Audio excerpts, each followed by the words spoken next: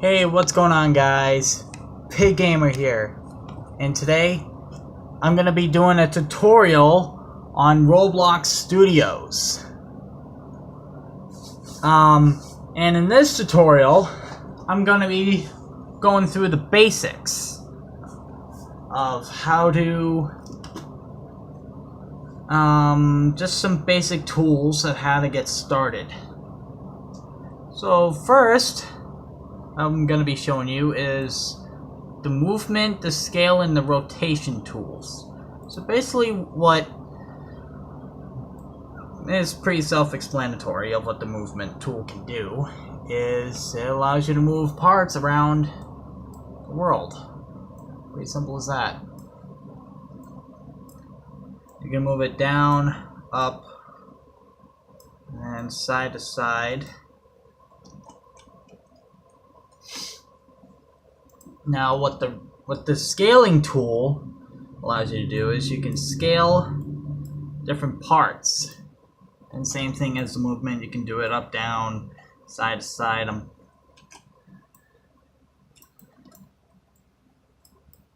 You can basically move it any way, any direction you want. Then rotation is pretty self-explanatory. You can rotate it in different directions.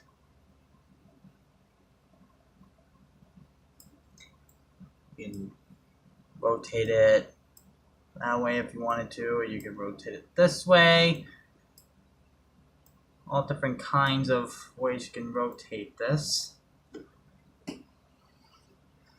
Next thing I'm going to be showing is the different kinds of parts you can spawn in your world. They don't give you that many options. You have the choice of a block, a sphere, a wedge, and a cylinder.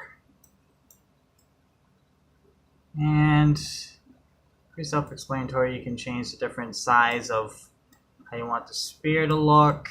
You can even rotate it if you wanted to. I mean, it's not really going to change anything because it's a sphere, but you can even move it and all that stuff. Yeah, wedge is pretty much like a right triangle.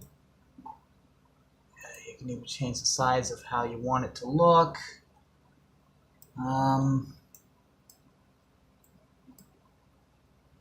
And cylinder, which if I can get it, okay.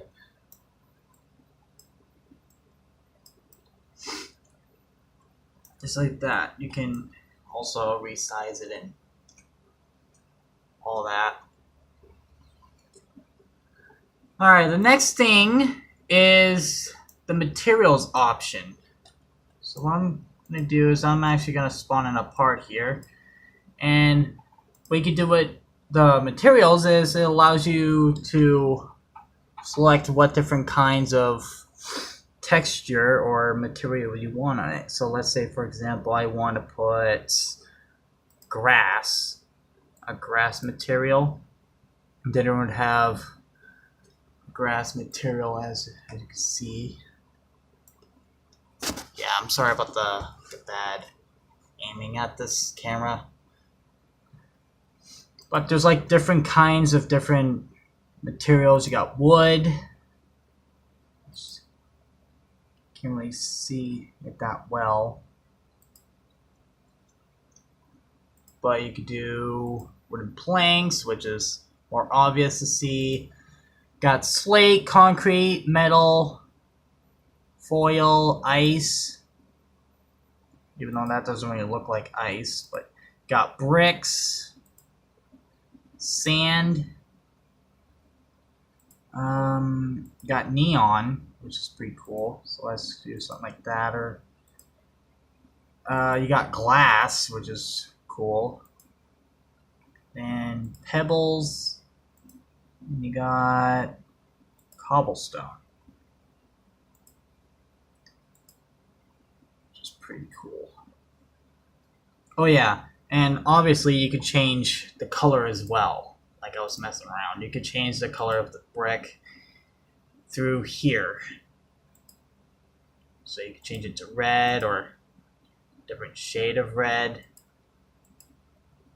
if you so choose. Then right down here is the whites and the grays. So like if I want to change that to black, I could, or change it to white. I could do that as well. Next thing is grouping. Pretty much what grouping is, it's a fast way of putting something in a model. Let's say you're too lazy to actually drag and drop multiple different parts or whatever into a model. So what you could do is you could select these two parts, then you go up here and you select the group tab or option, and it puts it into its own model, just like that. Next thing is the anchoring option. So basically what the anchoring does is it allows the object to stay in place and not be able to move. So let's say this part right here is not anchored, the one I'm leveling up, and this one is anchored. Now if I do this, then I hit run, this part should fall to the ground. Like so. It falls straight to the ground. But if I hit the anchor tool, then I hit run, they both should stay in the air. Just like that. That's basically what the anchoring tool does. So that's all in the home tab up here. Now we're going to go over to models, and this plays a major role if you want to fill in stuff in tight spaces that you can't fill in. So let's say, I don't know, you didn't want it's hard to like describe it, but you can change the different degrees of rotations and movement. So let's say right now the standard is one stud, but you can always change that down to 0.2 or 0.4, and you can move it more to fit into tight spaces. Or if you wanted to, you could set it to free placement, and you could just move it wherever you want, and it's barely even going to snap in. And it does the same thing with rotation as well. You can rotate it at any degrees you want. You got free rotation if all of these up here is at 0. Next thing is smoothing, or surfaces is what it's called. So let's say you got a part that has studs on the top. What you could do is you can go to surfaces, and you got a lot to choose from. All I'm going to do is show these 6. I gotta figure out what these last 3 do. I'm not sure. I'm not quite sure how to get those working, but I'll show you these first 6. So that's what the glue one does, or the glue surface. You got smooth with no outline is pretty much the same thing. Got studs, inlets, which kind of lets the studs show that it's inwards, or kind of have the texture of that it's going inside the part. Then we got this one, which I'm not sure. And then yeah, that's pretty much it for the surfaces. And then what we have over here is the standard toolbox. Basically, what this allows you to do is spawn in different models or whatnot into your world. So you could just click on different things in here. So like say I spawned in a pine tree, and you can put that in your world. You can put in box. You can spawn in multiple different models and stuff like that. Spawn in, I don't know, military thing. Spawn in a car. There's just a lot of options in here to go through. And then if you're looking for something specific, there is a search bar up here. So let's say, oh, I don't know. Let's look for a phone. Then there's like different kinds of phones you can go search through.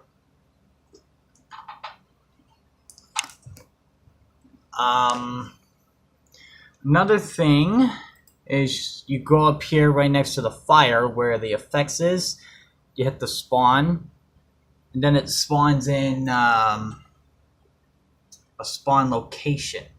Basically, what this does is it allows your character to spawn into the world. So let's say, you can have them spawn in multiple locations. So let's say I hit play. Since I have no spawn locations, I just spawn out of nowhere. But if I get a spawn pad or a spawn location, my character should be able to spawn right there. As you can see. Yeah, the angle is not bad, and I apologize. I'm gonna see if I can get a better angle for this. But if you didn't see, I'll show one more time. So as you would see, my character would just fall into the void. But if I spawn in one of these, your character should automatically just spawn on there, like so. And last but not least, for basics is doing unions. Basically what unions do is you can combine different parts into one whole part. Let me explain. So let's say I wanted to do, I don't know, I'm just gonna do something here. Let's do something like this, or whatnot. Actually, you know what? Let's do something like this. So, let me just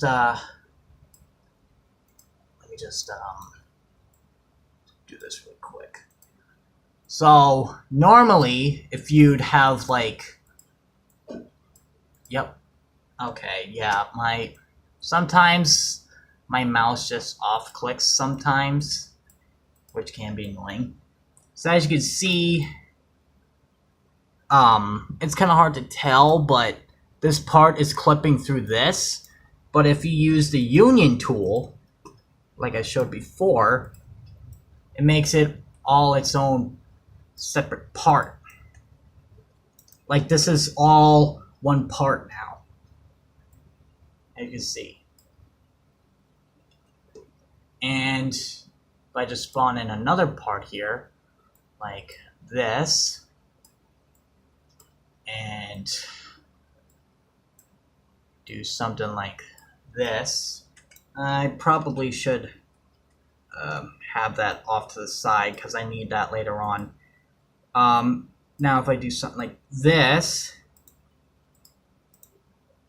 then I duplicate that. Then let's not do that, please. Let's not do that, please. Yeah, this is, it's kind of difficult to hit these. You kind of misclick.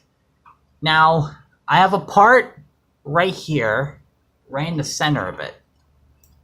And I got a part outside. Now, if you hit the negative tool, the part inside should have this red, I don't know, kind of tint to it. But if you grab both of these parts and then you hit union, it creates a hole through the part, which makes it easy to make doorways and such like that, which is really cool. Now, the reason why I wanted to keep this is because, let's say you didn't like this and you want to separate it for some reason. All you gotta do is separate this, and it will get rid of the union, and it will put it back to the normal parts that it used to be. So I hope this tutorial helped you. This is basically the basics of how to